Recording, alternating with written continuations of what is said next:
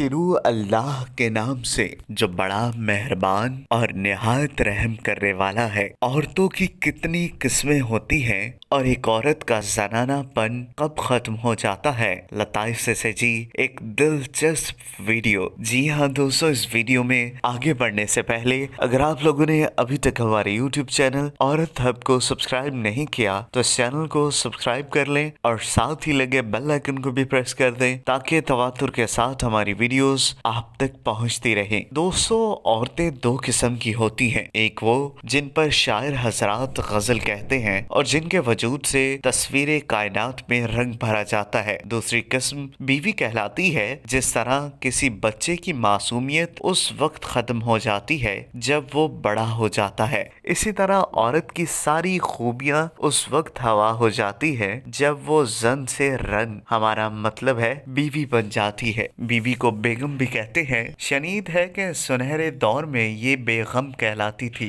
क्योंकि इनका काम शोहरों को हर गम से गम करना था कि चूंकि बीवियों को कोई गम नहीं होता इसलिए बेगम कहा जाता है। लेकिन जमाने के साथ साथ ये नाम तब्दील होकर बेगम रह गया। खातून खाना ने शोहर नामदार के मोबाइल के मैसेजेस पढ़ लिए। इजी पैसा का मैसेज आया था और उसके अगले मैसेज में लिखा था जान इजी लोड और इजी पैसा का मैसेज मिल गया। खातून खाना ने तब कर सवाल किया, अच्छा तो अब क्या मनी लॉन्ड्रिंग भी शुरू हो गई? शोहर ने घबराहट में बीवी की तरफ देखा तो खातून खाना ने उंगली से मोबाइल की जानिब इशारा किया। शोहर ने कहा, बेगम बादियो नजर मैं तुम सादिक और अमीन नहीं रही क्योंकि तुमने मेरी इजाजत के बगैर मेरे मैसेजेस पढ़ने शुरू कर दिए। ये कानूनी तौर पर जुर्म भी है। बेगम ने कहा, मनी लॉन्ड्रिंग पर भी नाअहली होती है। शोहर ने जवाब दिया, जी नहीं, सादिक और अमीन ना रहने पर नाअहली बनती है। बेगम ने गुस्सा दिखाया। शोहर ने मनाया लेकिन खातून खाना ने अपने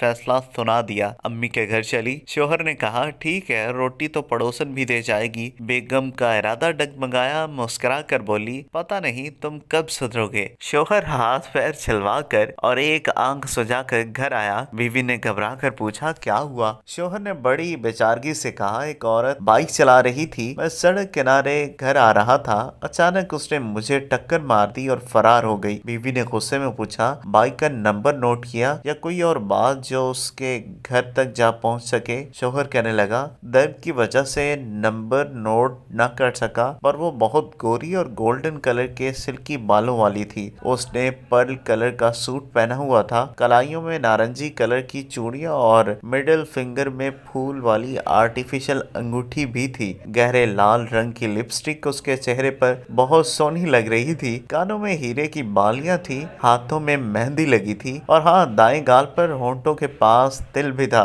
बस शोहर ने अभी इतना ही बताया था कि उसकी दूसरी आंख भी सूज गई। वैसे जोजैन में झगड़े के और भी कई बहाने होते हैं। मोहतरमा ने 2.5 घंटे तक ब्यूटी पार्लर के बाहर इंतजार करवाया। जब मेकअप करवा कर वापस आई तो बेख्तियार शोहर के मुंह से निकल पड़ा कि क्या अभी तक तुम्हारा नंबर नहीं आया? बस इसके बाद बीवी का मुंह सुबह तक डोंगे की तरह बना रहा। घर में कोई बच्चे की सालगिरह के हवाले से तकरीब थी। बेगम साहिबा का मूड कदरे खुशगवार था। किचन में अनवाओ इकसाम के खाने बन रहे थे। शोहर ने किचन में कदम रखा तो देखा कि जोजा माजदा ने खुद पर भी आज खासी मेहनत की थी। सलीके से बनी हुई आईब्रो, कानों में झुमके, खूबसूरत हेयर स्टाइल और नीले रंग के प्रिंटेड कपड़ों में काफी हद तक काबिले बर्दाश्त लग रही थी और गहरे सुर्ख लिपस्टिक लगाए बिरयानी के लिए गोश्त काटने में मसरूफ थी। इनकी लिपस्टिक पर नजर पड़ते ही गलती से फिर शोहर के मुंह से निकल पड़ा, बिरयानी का गोश्त दांतों से काटा है क्या